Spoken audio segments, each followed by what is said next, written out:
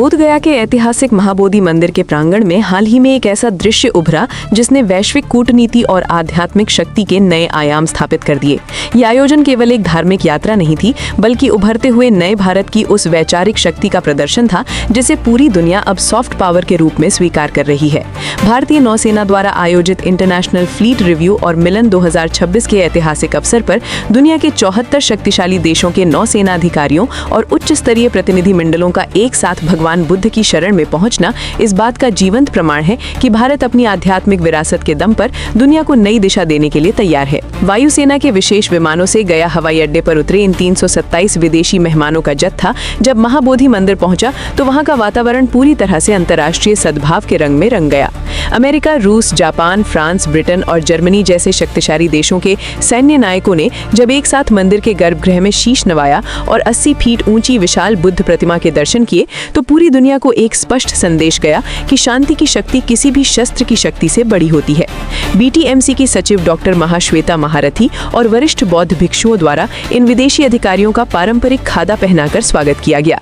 सैन्य शक्ति का यह आध्यात्मिक झुकाव इस बात का संकेत है कि आज का युद्धग्रस्त विश्व अब विनाश के बजाय शांति के भारतीय दर्शन की ओर देख रहा है। बोधगया में हुआ ये महासंगम उस वृहद विजन का विस्तार है जिसे प्रधानमंत्री नरेंद्र मोदी ने वर्तमान में दिल्ली में आयोजित AI समिट यानी आर्टिफिशियल इंटेलिजेंस समिट के वैश्विक मंच से साझा किया है।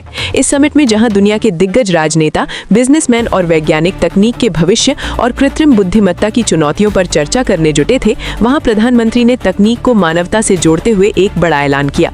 उन्होंने स्पष्ट रूप से कहा कि भारत बुद्ध का देश है।